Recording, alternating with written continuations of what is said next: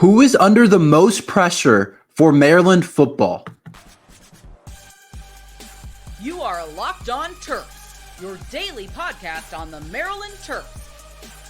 Part of the Locked On Podcast Network, your team every day. What's up, everyone? I'm Tre Moore, video content creator for 247 Sports and InsideMarylandSports.com, and host of Locked On Terps, part of the Locked On Podcast Network, your team every day. So thank you for making us part of your day. And today we are going to be talking about the players that are under the most pressure for Maryland football heading into this season and heading into the summer for Maryland football. And I think it starts in the quarterback room. I think we would all agree that the player under the most pressure is going to be whoever is the starter for Maryland football. I think it's MJ Morris. It looks like it's going to be MJ Morris after what I saw in the spring game. He played really well, was offensive MVP, and I think he's just the best candidate. He has the most experience in that room. He also has the ability to do things with his legs that Cameron Edge can't have, but he's more consistent of a thrower than Billy Edwards. And I think at the end of the day, MJ Morris is going to be our quarterback. And there's a couple reasons why he's under a ton of pressure. One, he's replacing Taulia Tagovailoa, who will probably go down as one of the best Maryland quarterbacks ever, if not the best Maryland quarterback ever. Has all the leaders. Has every single statistic leader in terms of passing yards, passing touchdowns, and all those different things. Taulia has that for Maryland football. He's the all-time Big Ten passing leader. And in terms of what Taulia brought to the Maryland football program, he was probably one of the most important Terps in a while to come through Maryland football. And he absolutely changed the program and led us to a new place where it allowed us to win a lot of games and get to a spot where we kind of got out of being in the lower parts of the Big Ten and really struggling in the first couple of years of Coach Locksley. And Taulia really helped balance out this team and get us to places that we haven't really been in a while for Maryland football, like 3 straight bowl games. Coach Locksley's also added a win every single year to his season, or has stayed the same. And a lot of that improvement, that steady improvement, was thanks to Taulia.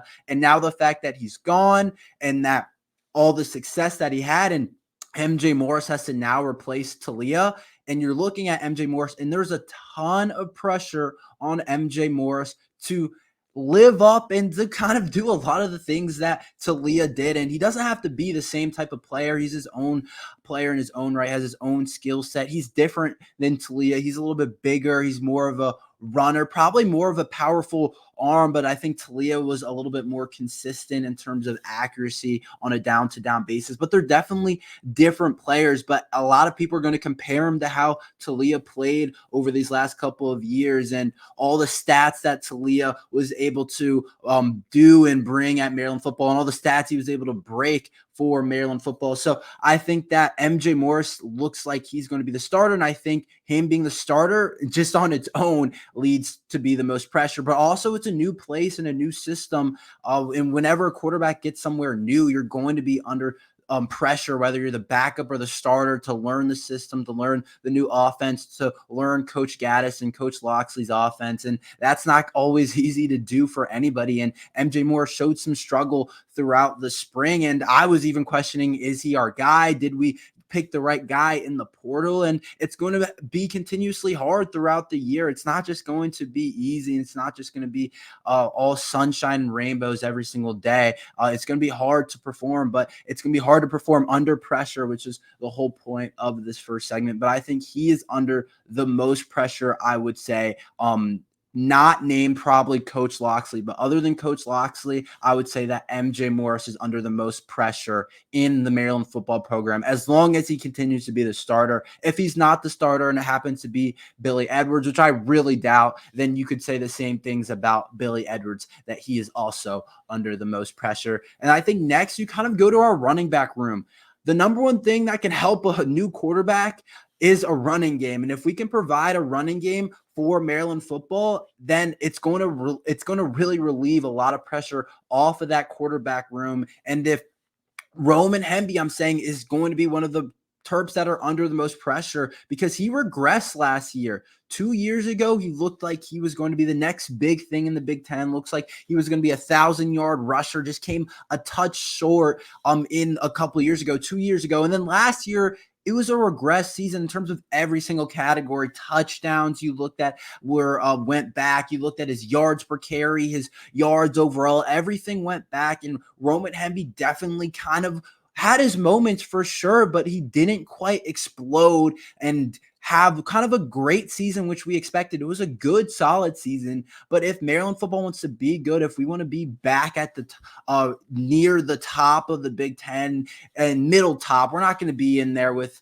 the Ohio States or the Oregons now of the world and Penn State and Michigan. We're not going to be those schools, but if we want to be middle-ish, top-ish, a lot of it's going to depend on Roman Hemby taking some pressure off of that quarterback room. And I think that he's one of the biggest and most important parts of the offense. So I think a lot of the pressure is on him to perform. And then there's a lot of talk about Nolan Ray, who redshirted last year and is going into, I guess, his redshirt freshman year, Nolan Ray is. And a lot of talk is about Nolan Ray potentially pushing Roman Hemby, and a lot of people like Nolan Ray's game. And so Roman Hemby could be pressure from below you in the depth chart in terms of Nolan Ray and just how explosive he is and kind of his speed and quickness. I think that Nolan Ray is the best athlete in that running back room, honestly. And so there's some pressure from behind him as well, which you could say from the quarterback room. If MJ Morris doesn't play well, I think there's a little bit of, there could be potentially a short leash where it's like, oh yeah,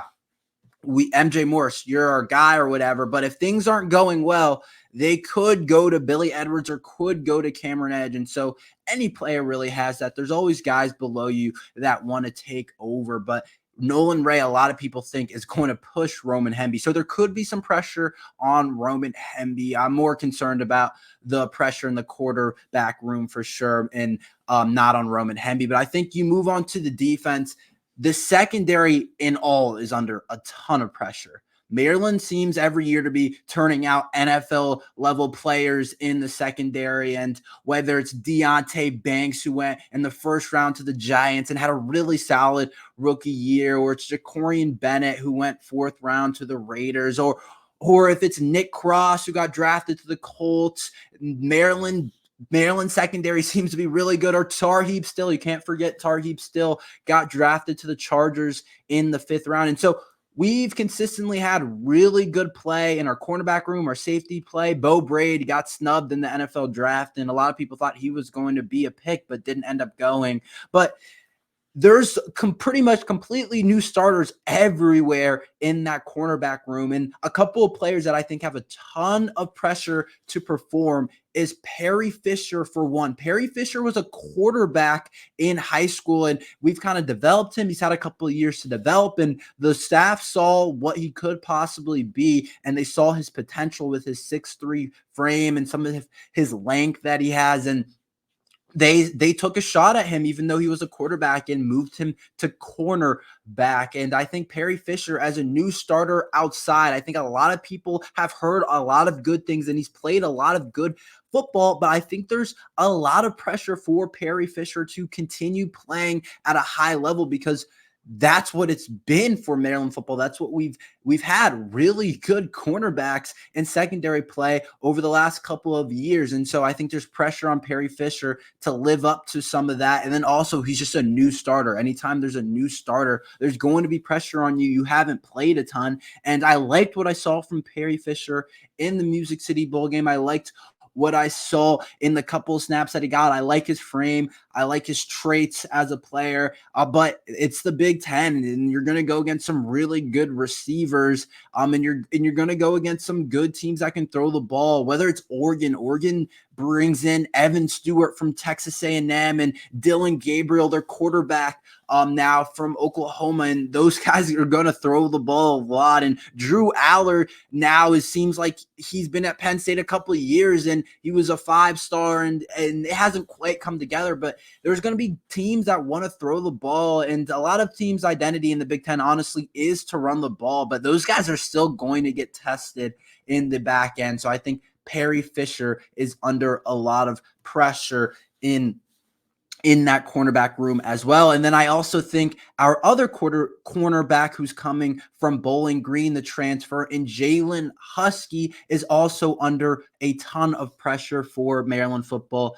Jalen Husky was a really good player from Bowling Green, and there's a reason why he entered the portal, because he knew he could get some really good places and play Power 5 football, or I guess you would call it Power 4 football. Now, without the Pac-12, I guess people can say that, but he was a really good player at Bowling Green, but again, he replaces some really good players in the secondary for Maryland football. Jalen Husky does. And so how well does he translate from being an all MAC type of player? He was first team honors, and he started all 12 of the team's game and had 4 interceptions, 6 pass breakups, including an interception on JJ McCarthy at Michigan. And how well does he translate to playing that level on a ton of teams that he's going to play this year in the Big Ten? It's a different level than playing against teams and Bowling Green. And then the fact that he's replacing guys that were playing at a really high level for Maryland football in Tarheeb Still and all the corners that I talked about. And Jaquan Shepard was a pretty solid player, especially towards the end of the year. And the fact that he has to play there now is going, I think there's some pressure under those guys to perform in that cornerback room, specifically Perry Fisher and Jalen Husky. I think there's definitely pressure on those two to perform. Who are the X factors this year for Maryland football? Guys that we might not be talking about a ton, but have a chance to make a huge impact. I will talk about that after this ad from the Gametime app. Have you ever wanted to go to a game at the last minute, like a Maryland Terrapins game, but finding tickets is hard? I've been there before. Buying tickets to your favorite events shouldn't be stressful. Gametime is a fast and easy way to buy tickets for all the sports, music, comedy, and theater near you. With killer deals on last-minute tickets and their best price guaranteed, you can stop stressing over the tickets and start getting hyped for the fun you'll have. Gametime has deals on tickets right up to the start of the event and even an hour after it starts. It's a place to find last-minute tickets and take the guesswork out of buying tickets with Gametime. Download the Gametime app, create an account, and use code LOCKEDONCollege for $20 off your first purchase. Terms apply. Again, create an account or redeem code LOCKEDONCollege for $20 off. Download the Gametime app today. Last-minute tickets, lowest price guaranteed. So who are some of the X factors this year for Maryland football? Some guys that maybe we aren't talking about a ton, but they're guys that could make a couple plays in the game that might change the trajectory of not only that game that they're in, but maybe the entire season. And I think there's some guys that have kind of gone under the radar a little bit for Maryland football. And I think there's some X factors that we could talk about both on offense and defense that could potentially just change the course of the game. And like I said, change the course of a season even potentially, but more about individual game. Who are the X factors that can make a difference, and guys that might not be starters or not like our star guys that everyone's talking about, but guys that maybe are backups that are going to play, or just overall anybody really, maybe even some starters that are going to get a lot of time, but not really anybody's talking about because maybe they have a couple guys ahead of them. But let's get into some of the X factors for Maryland football. And I think you start right in that running back room with Colby McDonald. Colby McDonald's an X factor for Maryland football. Absolutely. After the year he had last year, and a lot of people don't realize how productive he was. In terms of the stats, he was the most productive running back last year.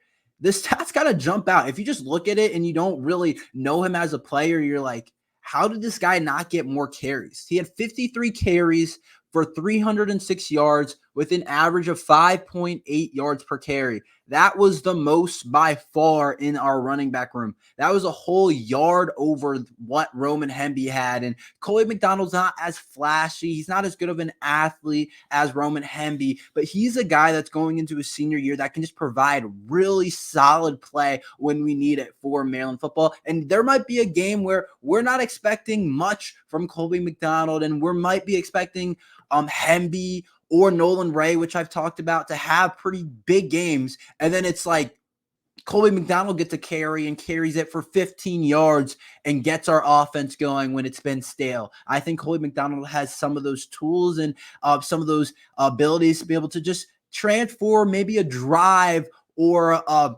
a quarter or a half for Maryland football when maybe the running game's not going, but we find a way and Colby McDonald gets in the game and he gets a couple carries and he finds a way to make things happen. I think you could see that. You could see Colby McDonald giving us some life at times. I think he did that last year at times. And he should have gotten more carries. He was playing as good as anybody in that room. He definitely slowed down throughout the year because there was games at the beginning of the year, basically every single game in the first 4 or 5 games, he was averaging like 9 yards, 7 yards, 7.6 yards per carry. It was pretty cool to see what he did, but I think he's an X factor for Maryland football.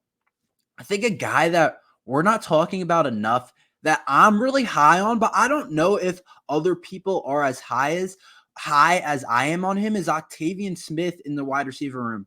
He's now headed into his junior year, and it's like, it's time for you to make a jump. It's time for you to contribute and to live up to kind of that player that we recruited and his talent. He's really talented, and I don't think people realize. People might be like, yeah, he's a slot guy, a little bit undersized, but he, I think, is the best maybe athlete in terms of his explosiveness, in terms of speed. They said that Ty Felton was the fastest in the wide receiver room, or that's what Ty Felton said. I saw it on a Maryland Instagram post, and a lot of those guys are going to say they're the fastest or whatever. But for my money, I think that Octavian Smith is probably the most dynamic player in that offense or in the wide receiver room. And yes, Ty Felton and Caden Prather are 2 wide receivers that are going to be our top 2 wide receivers, and they're 2 leaders in the in terms of wide receiver yards coming back in the Big Ten.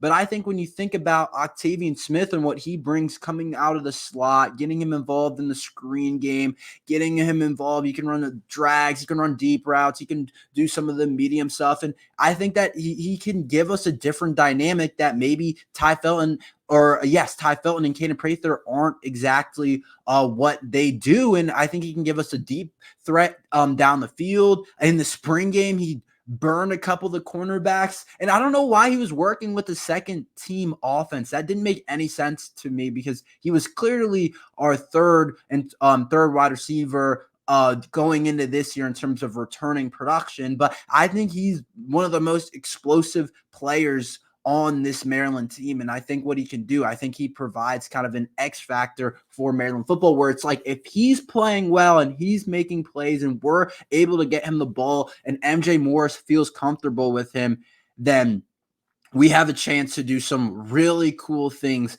with Octavian Smith, and he has a chance to be a really good player for Maryland football this coming year. And then eventually the wide receiver room is really his going into next year. Caden Prather and Ty Felton are gone. And so you look at it and you say, okay, Octavian Smith and other guys like Shalik Knotts are going to have to step up for Maryland football.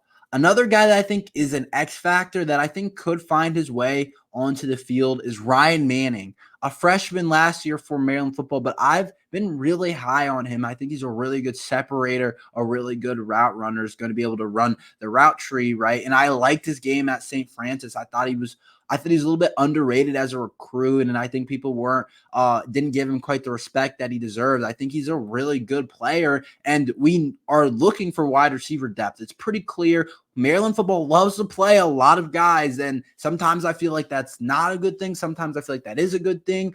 But we like to play. We like to get a lot of different guys in. And so they're looking for wide receiver depth. And there's a bunch of players in that room that could potentially help Maryland football. But I'm looking at Ryan Manning as a guy that could really show a lot of ability next year, just because I think he's a really good separator, and I think you need those type of guys. And I think it kind of compares a little bit to what Jayshon Jones was.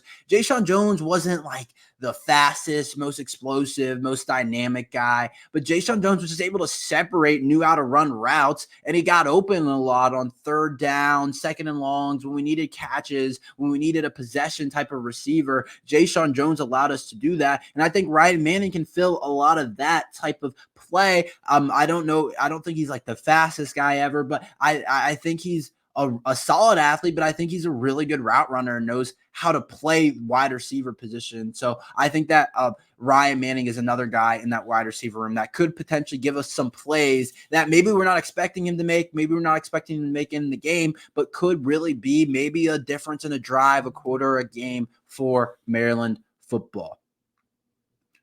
Will Jayshon Barham, the loss of Jayshon Barham, hurt Maryland football? We'll talk about that right now. So Jayshon Barham, of course, is off to Michigan for Maryland football. And I think that it is going to be a loss that hurts Maryland football a little bit. And I think there's one reason in particular that I want to get into that not enough people kind of realize about his game. But I think that after watching all the games from last year and kind of getting a sense of how Maryland like to use Jayshon Barham, I think that we're losing him in a spot that I think is important. And that spot is as a pass rusher. Really throughout his career, Jayshon Barham, he was a linebacker, he was inside linebacker and did it well. But at times, we just lined him up on the edge. And I would say he's our best pass rusher. He would be able to get to the quarterback. He was really good coming off the edge. And some people think Michigan's going to make him kind of a full-time kind of pass rusher along the defensive line. I don't know if that's true, but I think that he could have the potential to do that because he has that kind of bend, that quickness that a lot of people look for along the defensive end spot. But I think that as a pass rusher, sometimes we just line him up and he was able to create pressure. He was able to get sacks. He was usually towards the top of our team in sacks. And as a blitzer as well, I think he was a really valuable type of player. And our pass rush isn't always amazing. And it's not always the top of the Big Ten, not anywhere near the top. And it's hard to beat some of these really good teams when we lack that. And I think Jayshon Barham was our best pass rusher last year, even though that wasn't his primary kind of position to just line up and rush the passer. But I think that we lose kind of him in that way. And I think that's going to hurt a lot for Maryland football. But I also think that we bring back basically everybody else in that linebacker room. So I feel pretty good about it. And technically, Ruben Hippolyte, in terms of the awards and how people saw it, outperformed Jayshon Barham, was third team All Big Ten, while Barham was just honorable mention. But I think everyone would agree that Barham's probably the better player, more talented player with an NFL future for sure. But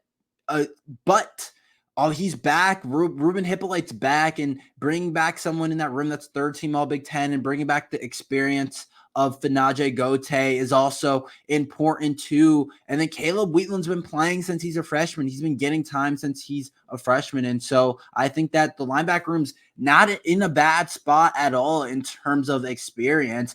But I just question, can we get the playmaking from these guys, Wheatland and Hippolyte, that we got from Jayshon Barham in terms of big plays in the run game? Like I talked about, pass rushing as a blitzer and pass coverage. One of the biggest plays against Michigan in the game was at the end of the half, Jayshon Barham picking off J.J. McCarthy, which was really important for that game and really kept us in a good spot going into the half. Is right before the half.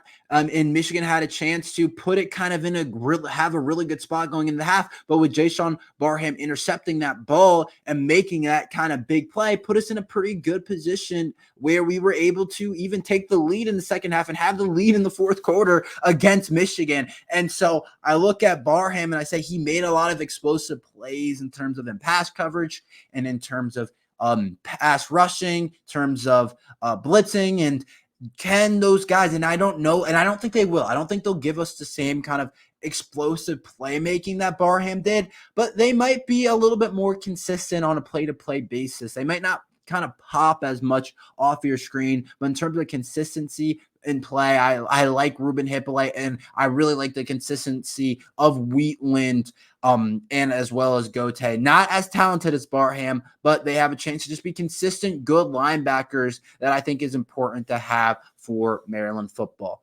That's all we have for today. Thank you for listening to Locked On Terps. Make sure you like and subscribe. We're here every day talking Maryland football and basketball. So thank you for listening to Locked On Terps.